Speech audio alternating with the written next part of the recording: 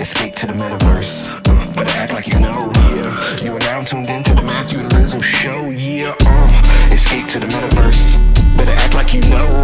Yeah. You are now tuned into the Matthew and Rizzle show. Yeah. Escape to the Metaverse. Better act like you know. Yeah. You are now tuned into the Matthew and Rizzle show. Yeah. Escape to the Metaverse. Better act like you know. Yeah. You are now tuned into the Matthew and Rizzle show. Yeah.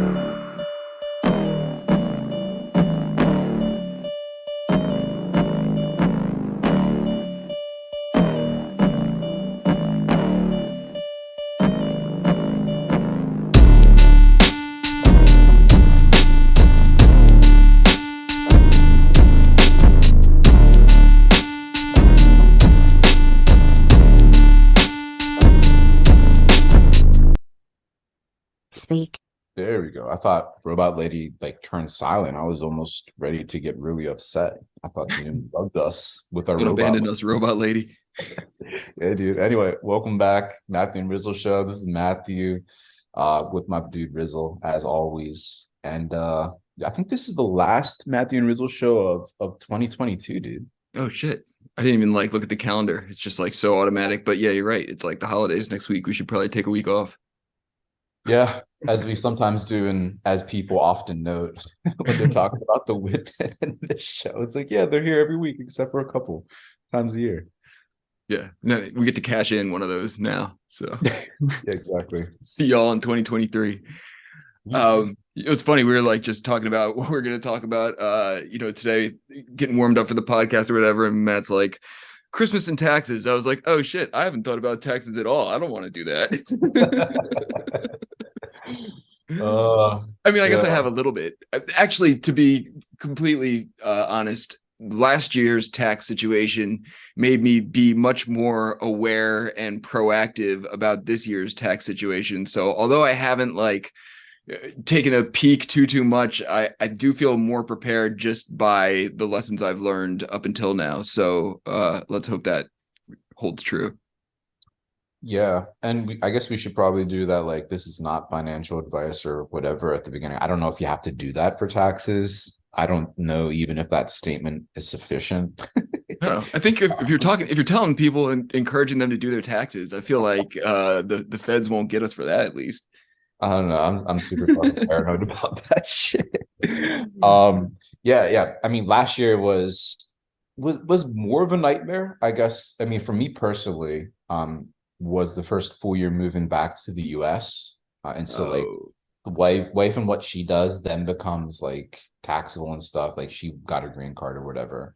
So yeah, there was that whole barrel of the unknown that was tough. And then it was just such a crazy year with all the trades and stuff. But for the most part, having a Gnosis vault, and whenever executing the trade or sale or whatever, just throwing 50% straight up into that vault, and then making sure it's in a stable coin when it came to do taxes and all that stuff, it was super helpful last year. And then this year, at the beginning, there's a real big sale and transaction that happened. So figuring out that we have to do fucking estimated taxes, which is the most stupid shit in the US, on our own, quarterly. Yeah, that it was helpful to have that, and honestly get to this point, and for the fourth quarterly payment of 2022, which is due January 15th, knowing that you have a solid chunk of what's owed for the most part, already paid to the government. So then it's just a filing game essentially.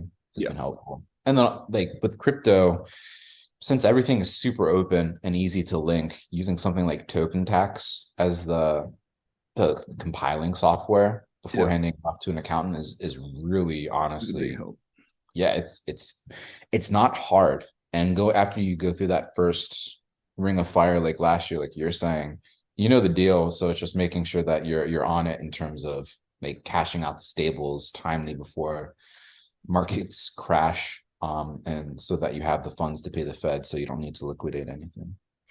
Yeah, that's actually one thing I did, and I've always done a pretty good job of, is sort of putting money aside for that, because I've been an independent contractor for so long, and have always had to do this dumb estimated tax game or whatever. So that was something I did all right last year, but it was like the getting organized part.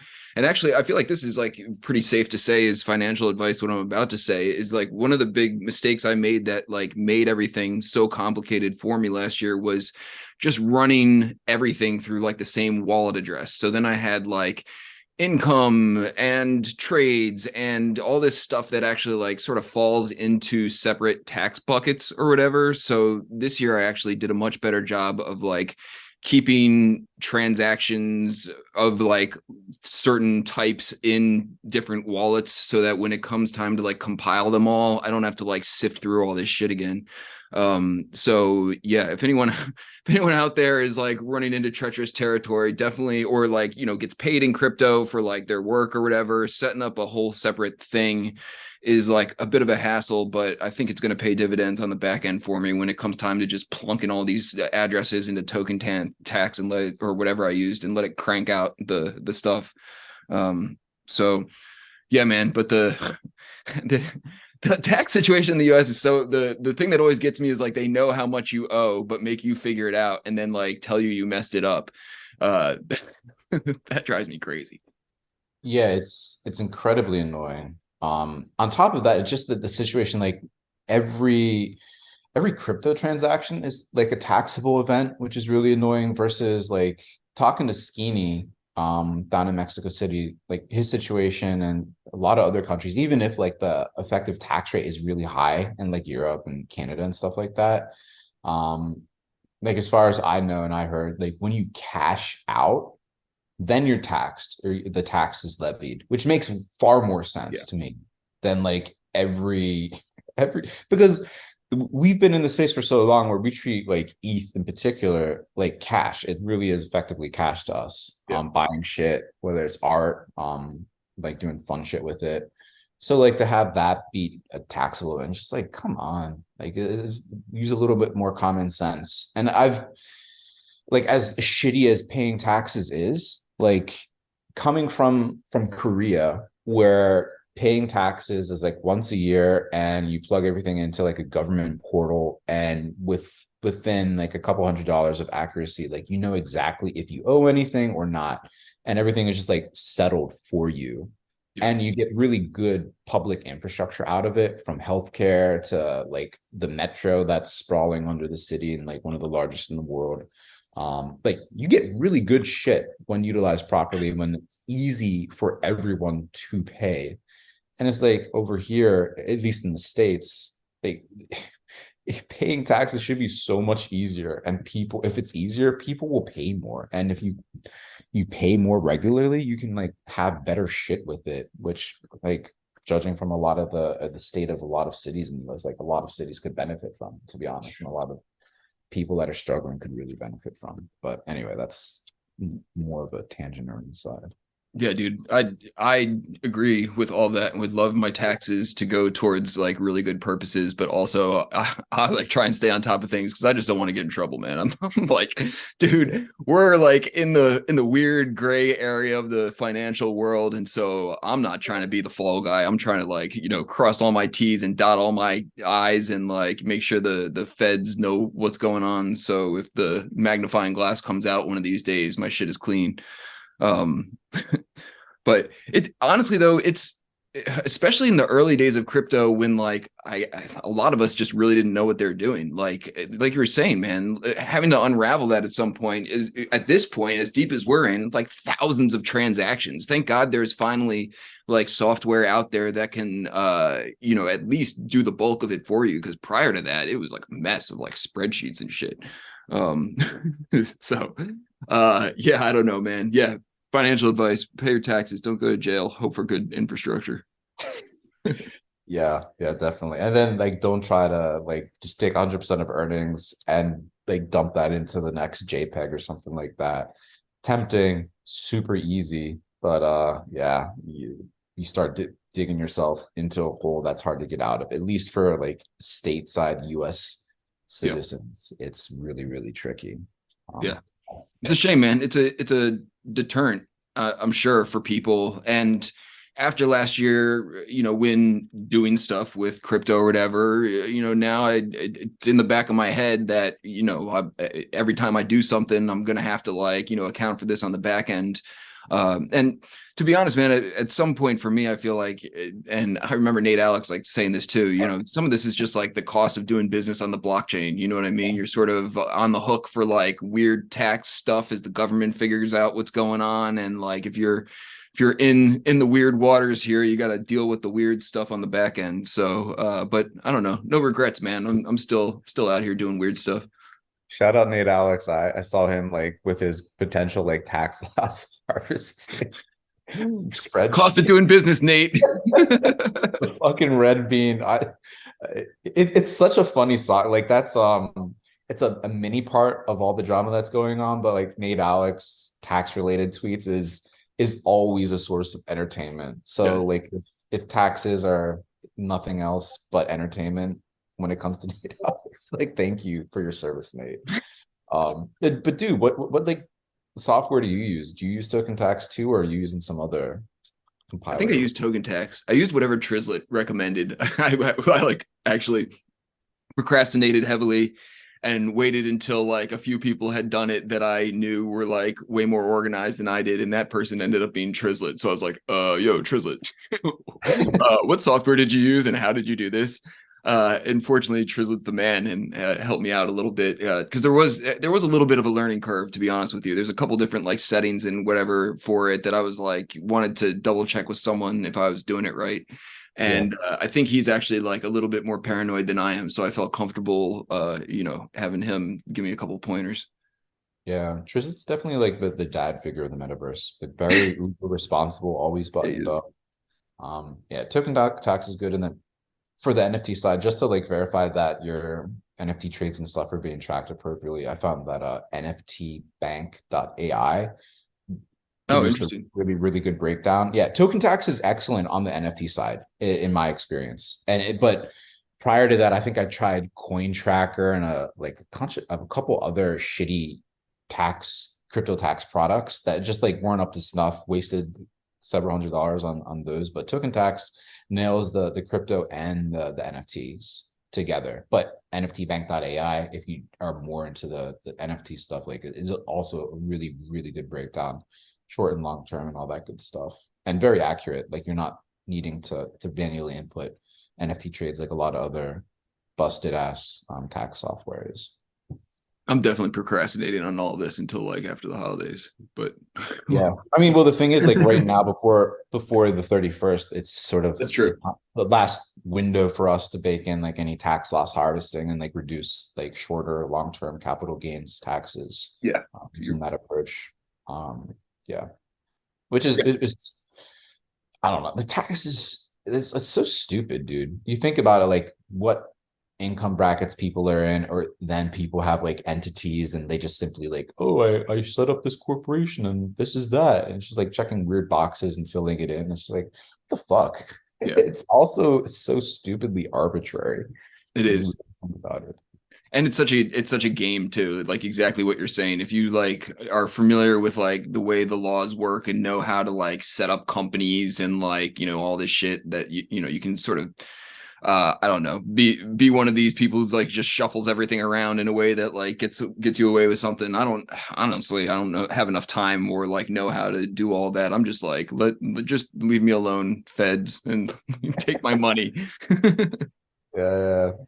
And well, I mean, a bright spot is obviously the whip. It's okay, taxes, and then Thursday's coming up. We got Patso and crew coming up. Pepe themed whip. It's going to be fun. Oh, dude, should be a banger. Hunt. Yeah, scavenger hunt for prizes worth thousands of dollars, which we always have good giveaways, but it seems Patso and crew are really bringing the fire for what they're planning this week. It's cool, man. You can tell Patso's really, really excited about it too. I know he's put a lot of time and effort into planning this, but it's always exciting to pull off one of these events where the people who are not always directly involved with it are really, really stoked to do it too. I feel that energy is contagious, man. So this should be a great way to bring home 2022 with the whip. Yeah, Raider Designer is going to be chatting. Huge fan of him.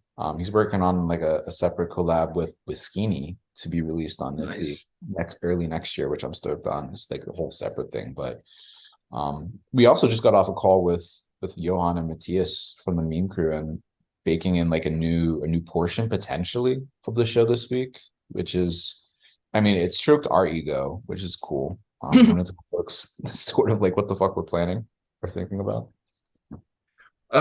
Yeah, we sort of kicked around a similar idea too of doing sort of like a lightning round of questions or something like that, just to sort of like add a little bit more, but also something that doesn't add like necessarily to the length of the whip. So we're like sort of tinkering around with this idea. Johan, it was actually like Johan who sort of, crystallized this idea of like maybe you and I, Matt, are like sort of on the hook at the end of the whip to, field a handful of questions over the course of like 2 minutes and like, 20-second responses or something like that. But I guess Johan's angle was that, you and I, Matt, are like two of the more well-connected people and have our finger on the pulse of what's going on in NFT and Metaverse scene and everything. And that, he's genuinely interested and has like some questions like, what have you seen this week? That's cool. And, what have you collected lately? And, just sort of like, ground floor, community engagement type of questions. So I don't know. It sounds cool. I'm always down to, rattle my mouth for a few minutes, but I think potentially this could like turn into something or evolve into a cool portion of the whip that is a big value add, but also not like super time heavy, I guess. Yeah, I always love the suggestions of what other people find like potentially valuable. Just kind of funny that us running our mouths a little bit longer is potentially valuable to folks, but I get it. And it's sort of like it's not a summary of what we talk about here. It's more like real time, like what people are curious about, like what we're collecting or some other Or what the angle. whip is doing or whatever, whatever. Oh yeah, honestly, whatever. And then giving a like having it super short for us to reply before Samuel Jackson tells us to shut the fuck up. I just think is like always hilarious. Yeah. And like evergreen content. So yeah, curious to see what people actually end up asking us, if anything. Yeah. It's worth a shot. Yeah.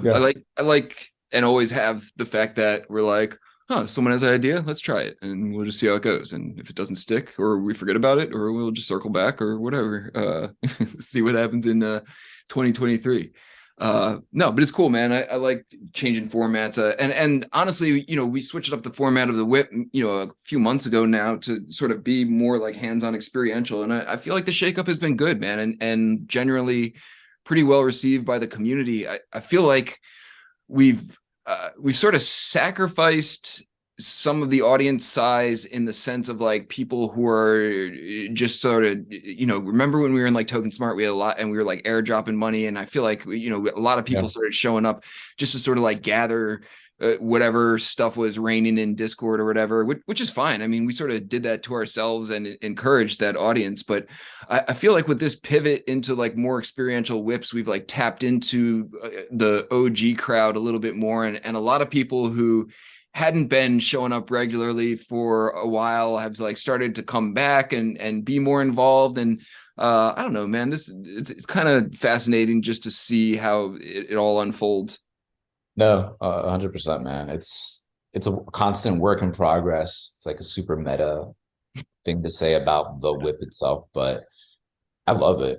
And incrementally pruning it or adding to it, it's always fun to see what we can do with it. So stoked for the last whip of 2022 and 3-year anniversary when we come back in 2023, which is crazy. That's crazy. I was gonna say, man, like whenever I see the term whip is like forever, WIP is forever ruined for me. Like I sometimes forget that people use that term in like general conversation or posts or whatever. Whenever I see it like written out, I'm like, clearly they're talking about us. And then they're like, it's actually like a project they're working on, their own work in progress or something. And I'm like, oh, I guess, but they should be talking about us. We've like taken over that term. I'm the same way. It's officially our term. It's been officially our term for a while. We've co-opted it. Yeah, but speaking of virtual events, the Monaverse X Rizzle advent calendar events coming to an end, I guess this week, right? This the last week. You've Yeah. been doing every day, December. Dude, how's that been? What's the lessons learned for that? What are you going to do different? What are you going to do the same? Oh, Give me all dude. the learnings. The lesson that I've learned is the same one that I keep not learning, doing to myself over and over again.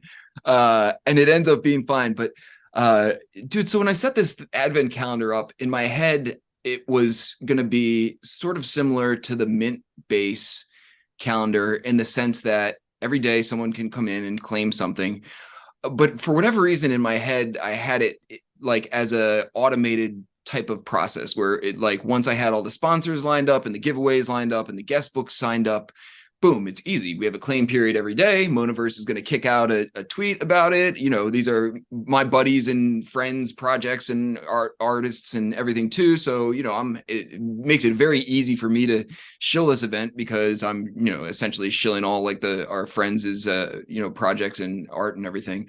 So I'm like, this is great. And then, you know, for 23 days or whatever, people can just hop in, claim the thing. Everyone's happy. But what happened is it turned into like literally like daily holiday events that last an hour long in the Monaverse calendar. And it's sort of one of these vibes that I was saying earlier where like, okay, now I got these sponsors and people participating, someone different every day. Well, every day they're excited for their day and are coming to hang out at the calendar and are promoting and, you know, and then, so it's sort of become like literally a daily holiday event in the Monaverse calendar. And so it's been fun, man, but it's been like a much heavier lift personally than I anticipated in the beginning when I was like, wow, this is so great. I set up this automated thing and now I'm like DJing holiday sets every single day. So you can't say that I'm not in the holiday spirit, man. I'm like almost too in the holiday spirit to the extent that I feel like I practically live in the Monaverse advent calendar parcel. However, dude, it's been awesome, man. Like, you know, I feel like I'm having flashbacks of the Met Olympics because I feel like I did the exact same thing in the sense that like, you know, I organized all these sponsors, all the events and everything, had it all lined up. And I was like, blam, just plop this thing in place. Everyone's going to show up every week. And then it turns out it's like a full-time job. But it's cool, man. I mean, you know, sort of taking a step back at it, you know, and looking at it periodically, I'm like, dude, this is a fucking pretty cool, like, show of force by a lot of the OG community to like pony up a whole bunch of their stuff just to give away to the community and, you know, support my goofy project or, you know, being this advent calendar and everything. And I'm like, dude, you know, it's dope, man. We've had like 23 days of like people being excited to give away their own stuff and come participate and hang out with the crowd. And I don't know, as the days have gone on, like, you know, my patience is what it is. So I'm like, we can't just keep doing the same thing every day. So I've been like reaching deep into the YouTube algorithm of like strange holiday music, as well as the crypto avatars pool of really strange avatars. And it's gotten like progressively like more and more strange towards the end here. But fun, man. I feel like Digga, aka I think his Discord handle is like Sasha Lander or something. Forgive me, Digga. Made a tweet like last week or the week before that. Remember I forget exactly what it was. That like the something European Parliament or government or something spent like millions of dollars to like build a metaverse plot and have this metaverse party, and like 6 people showed up, and he made like some post about how there's like more people dancing in the Monaverse advent calendar parcel every day than like the entire European Commission was able to summon with like all their millions of dollars or whatever. And so that felt good, man. We had at least like, you know, over a dozen tomato soup cans on the catwalk dancing yesterday concurrently for Orb was yesterday, Vignesh's project that we had on the whip last week or the week before or whatever, giving out an orb. So we were getting orbed as soup yesterday. But the 23rd, man, they're all good. Today is actually a meme. This podcast will come out after that has already happened. But if anyone hasn't been there and wants to come to a banger, the 23rd, 1 to 2 p.m. Eastern time is going to be Voxel Architects Day, you know, Leandro's crew. Yeah. And I'll just tease it, man. But he sent me some images of what they're going to be giving away, and I'm like, dude, I don't think he even knew he was like the finale. But I'm like, yes, man, way to like come through for like a really dope giveaway on the very last day of the advent calendar. And it's also going to double as like the Monaverse holiday Metaverse event, the last day of the advent calendar. So their whole crew will be like hopping in. We got a really dope giveaway from Voxel Architects that day. So that'll be, what is that? Is that the same day as the whip this week? When's the 23rd? 23rd is the Thursday. Yeah. Hold on. No, Friday. No, it's 22nd. Sorry. 23rd is this. It's Friday. Yeah, Friday. Cool. Right before Christmas Eve. So yeah, then nothing will happen. No whip, no podcast, no more advent calendar, no giveaways. Go do your taxes and hang out with your family. Boom. There we go. Yeah, it's been awesome from the outside. I've only been able to hit up one of the advent calendar events, but Monaverse has been really performant. You're jumping in and there's like a million avatars jumping around on the runway or like whichever space you're at. Either like different ones or like the other day I saw on Twitter, it was just a bunch of mushrooms, which the visuals you're getting for each of these meetups and events is awesome, dude. And it looks so good. It really, really does. But again, like Toxam and crypto avatars, man, literally couldn't have pulled off. I think I shouted them out the other week too, man. But it's been a huge treasure trove of like fun to be able to hop in and out of these open source avatars like whenever we want. And people are still coming up with ideas what to do with them and stuff. But I appreciate that, man. It has been a huge lift, but honestly, it has been a lot of fun, and it feels good to give back, man. You know, I feel like it's been appreciated. Easy won a toy from Rare Gotchi and was just posting about it earlier today. Of course, Easy's winning stuff, but I'm like, cool, man. You know, it's a lot of the people who are winning are people we know who are in there and in it with us, like day in and day out. So to be able to like give back to the community in a way that like doesn't end up in the hands of like a bunch of like scammers or like bots or, you know, people just coming to claim stuff and dip or whatever is really fun to see. So yeah, man. Oh, and I was going to say, dude, I don't know if you saw any visuals from Eclectic Method and Neon Glitch, Cult of Crypto Art did a event at Xcopy's bar. And it was bananas, dude. It came at a time that I wasn't able to hop in or whatever, but I think they had something like literally hundreds of concurrent people in there, which was actually like shocking to see in a good way. And then of course, like everything crashed and like tons of people couldn't get in and people were mad and, you know, like exactly what you would expect to happen with like a thing that big. But I'm like, dude, we're like moving in a direction where like we have platforms that can actually support that amount of people. It happened after my birthday party, and I was actually sort of shocked because right after we hit like the 60 or 70 avocado mark, we ran into the same thing in the parcel for my birthday where like people were just DMing me and saying, you know, loading, I can't get in. I know Metageist couldn't get in or whatever. So it's kind of like weird to figure out like what makes the difference or whatever. But I remember like, you know, in the early days of the whip, man, the game was like, let's see how many people it takes to break crypto voxels. And then we figured the answer was like right around 70 or 80 or so. And I feel like honestly that number or that sort of threshold really hasn't been eclipsed in a way that's not like really fucked up or clunky by any platform. I feel like that's like the magic number where people start getting locked out and can't break. So Gotchiverse. Ooh, Gotchiverse was pretty solid, man. I wasn't actually considering that when I was mentioning that. Yeah, I mean, well, they're so different too, right? Yeah. They're the pure 2D play. Almost, I mean, it really reminds me of like GTA 1 back in the day, where it's like the aerial view looking down at the cars on the streets, robbing and killing people. You can barely see detail, but like on Gotchiverse, you can zoom in. Much easier to see the detail of the avatars and stuff like that. But because of how they set it up, they were saying that they can scale to like 10,000 concurrent users, no fucking problem. And we had a group of people in there last week as well. Yeah. And it was no issue on my regular ass MacBook. So Yeah, Yeah. I think they've approached it in a really interesting way that, I mean, they don't need to do as much technical magic to try to support as many people concurrently, because of their design choices. But maybe that's the play as these events scale. And there's definitely interest. People continue to come here week after week, like in your case, day after day. So giving them other options when we have like the big group is interesting. But again, it comes with trade-offs, like lack of gorgeous, glossy fidelity and graphics and stuff.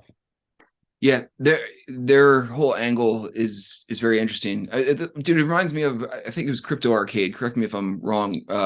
That also had that really dope like 2D overhead layout or whatever, and you can run around in like the, I don't know if they weren't motorcycles, but they were like go-karts, race cars or whatever. Yeah.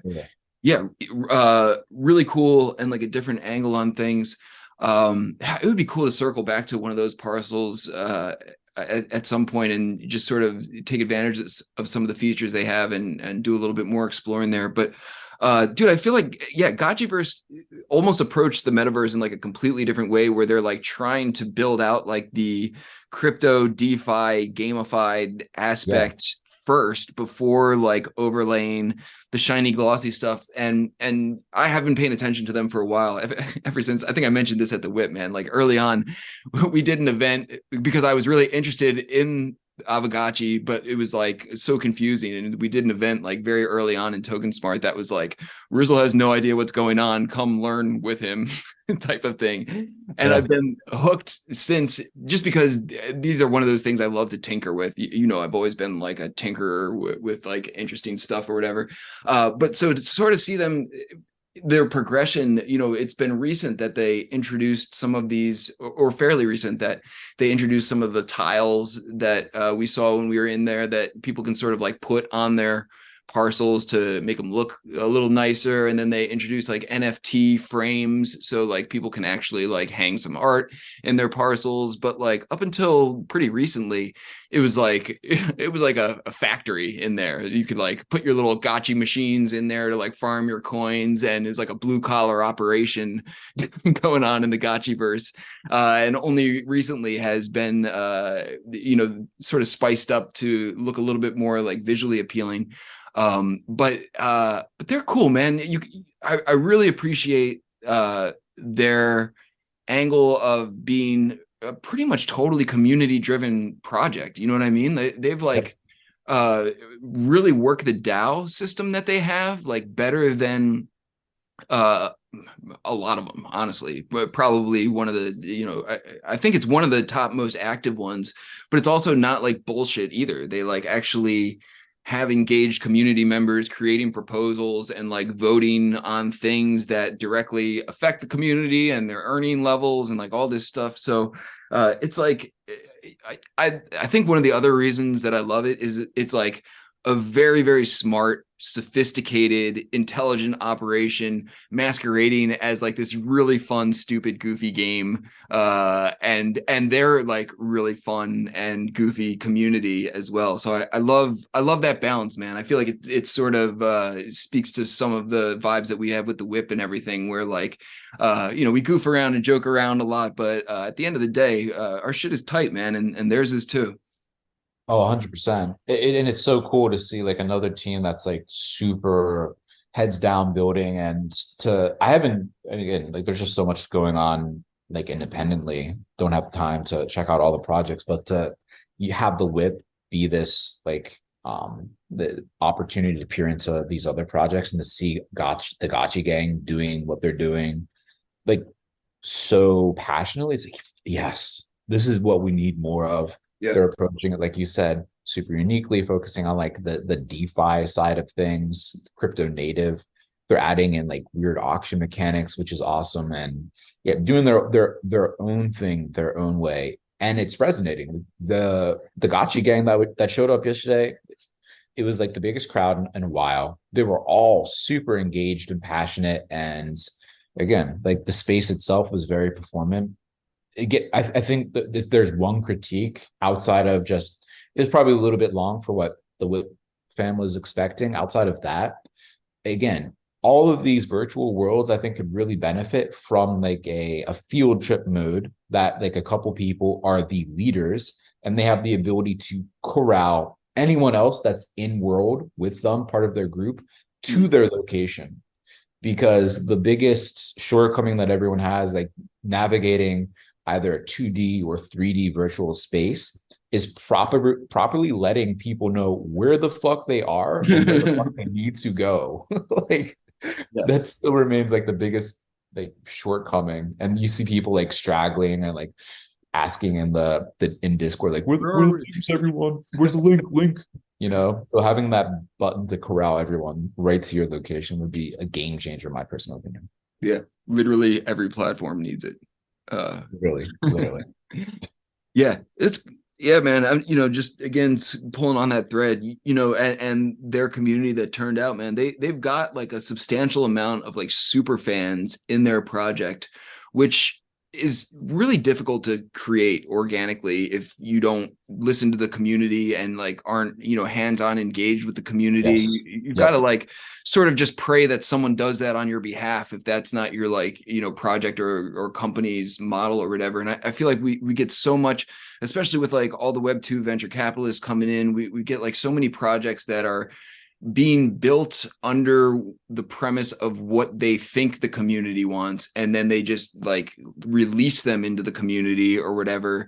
And a lot of them end up either being pump and dumps or like fizzling out or end up getting taken over, fortunately, by some very passionate members of the community who sort of do that heavy lifting on the project's behalf.